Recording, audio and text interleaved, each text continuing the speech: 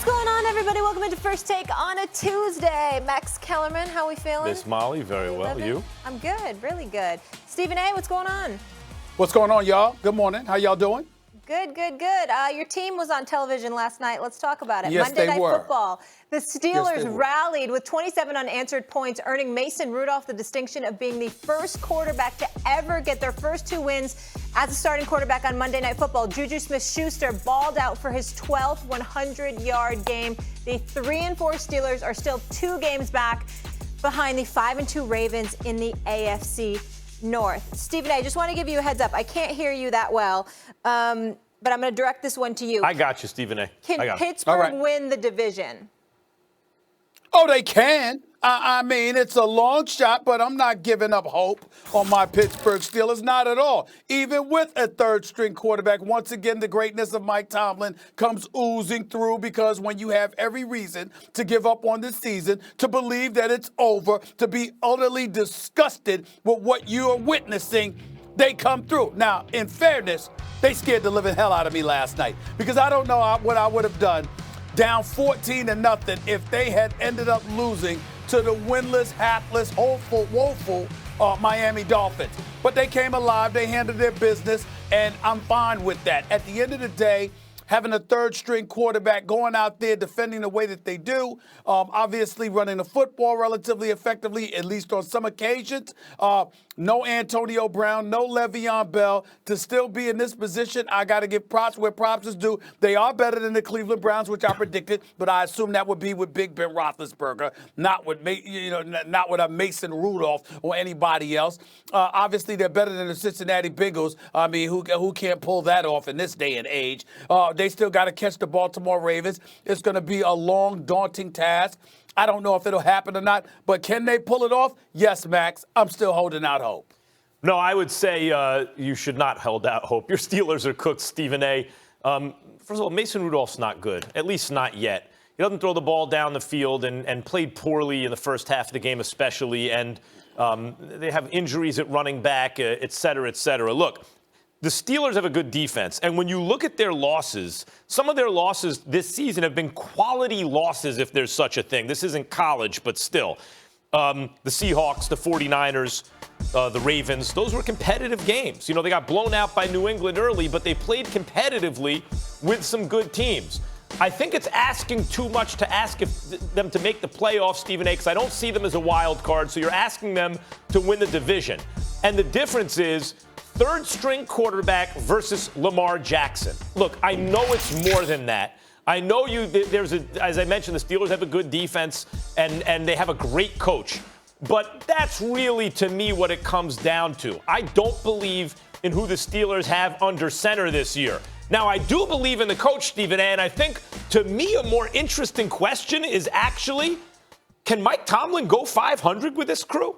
Can he go 500 without Roethlisberger? I thought that ship had sailed, but you turn around, you go, they're almost 500 now. And when you look at their schedule, like all NFL teams, they play some good teams, but this is not a particularly tough schedule the rest of the way. Colts, Rams, Browns a couple times, Bengals, Jets, Bills, Cardinals. Right. They end with the Ravens. Like, that's not a killer schedule. So if Mike Tomlin can go 500 with a second and third string quarterback, that's an amazing accomplishment. Remember, he's never been below 500 throughout his career as a head coach, but he's always had Roethlisberger. Not this year. It'd be amazing if he could do it.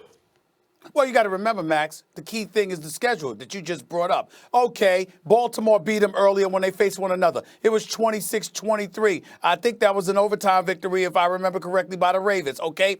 Could they get Baltimore in a rematch in the season finale? Quite possible, but you got to look at that. Then we have a situation right here. You got the Bengals, okay? And, of course, you got the Cleveland Browns twice. All winnable games. Let's keep that in mind. Then also you've got the New York Jets, the Arizona Cardinals, the Buffalo Bills. Now, obviously, you got to pretty much run the table. I mean, I can assume that you might lose to Indianapolis. I can assume you might lose to the Los Angeles Rams. But outside of that, you've got 6 to 7 games that are incredibly winnable for the Pittsburgh Steelers. And if you do that, you talk about 9-7, 10-6, and hey, I'm going to hold out hope. What's wrong with that, particularly in the AFC North? where tell you the this. Baltimore Ravens look good in most instances, but then you remember when they wet the bed against the Cleveland Browns earlier this season, you just never know. I'll tell you this. You talked about yesterday Golden State and the fact that defense you can put in effort in basketball. The thing that I'm looking at the Steelers right now, like, you think coaching doesn't make a difference? Or you think, like, if you're not an X's and O's guy, because Tomlin's not considered an X's and O's guy, but the way you coach up a team and get them to play together in a unit doesn't make a difference. Look at the Pittsburgh Steelers right now. They do have a chance, I think, to go 500. I do not see them making the playoffs. But if you see the losses, the close losses to those quality teams that I mentioned, and you see the struggle of the Browns, largely put on the coach by many, including you, by the way, you see the difference a guy like Tomlin makes. This would be, in certain respects, his greatest achievement. Were he to make, I'm saying go 500. You're saying make the playoffs. In a way, it would be his greatest achievement as a coach, because the knock on Tomlin has been he inherited someone else's team and has always had a future Hall of Fame quarterback. Not anymore, he doesn't. He does not have that anymore. If he were to pull something like that off, it would be maybe his crowning achievement and put to bed a kind of persistent criticism about him as a coach. I just don't see him doing it, Stephen A. Well, I don't think the Steelers have enough firepower, especially now with injury at running back.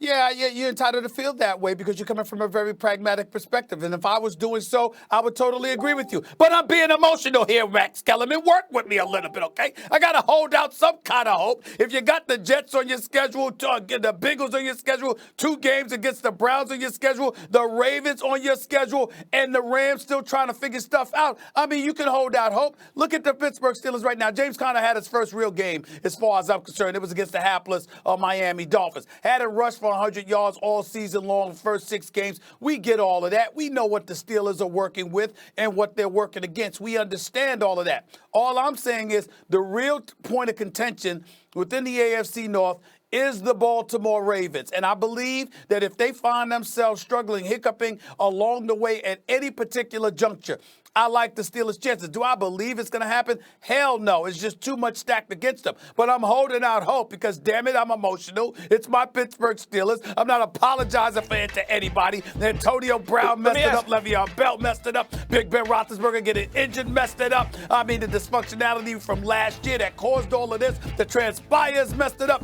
But I'm still holding out hope.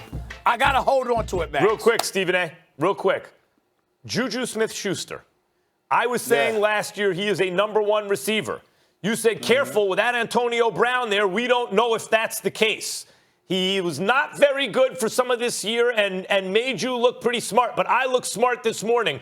Where are you on Juju Smith-Schuster as your number 1 receiver? Right now, he's got about 30 receptions for 443 yards. I still don't think he's proven he's a worthy number 1. He's incredibly talented, but I think ideally he's an elite number 2. I think being a number 1 has exposed him to some degree, but in fairness to him, with Big Ben Roethlisberger going down, how can we truly tell? So it's almost like you got to give him a mulligan for this particular season. And he had a big night last Because without night. Big Ben, it's hard. It's unfair to judge him too stiffly without Big Ben Roethlisberger. That would be my thing about him. But I still view him as an elite number 2. As opposed to a bona fide number 1 at this particular juncture. The jury's still out, I guess, especially your big night comes against the Dolphins, so what? But the jury's still out, but the signs are pointing in the right direction for Juju Smith-Schuster. Of course, and for the team. This is the first time the Steelers have won back-to-back games without Ben Roethlisberger since Michael Vick was there, a record 18 straight Monday Night Football wins. They will face the Colts on Sunday, but tomorrow, Stephen A. will be on SportsCenter presented by Mountain Dew. How Giannis's pregame routine helped make him an MVP. Plus, he'll sit down with Kemba Walker, and Paul Pierce will join him live on the court, all leading up to Bucks Celtics on ESPN. That's SportsCenter Wednesday at 7 p.m. Stephen A., what else you got? Yeah, you don't want to miss what's coming up on First Take. The one and only Adam Schefter joins us to tell us which NFL stars will be on the move before today's NFL trading deadline. Plus, I'll tell you why OBJ has not been a disappointment for the struggling Cleveland Browns. And don't forget to tune in this Thursday when the superstar himself, Kevin Durant, joins us. in studio.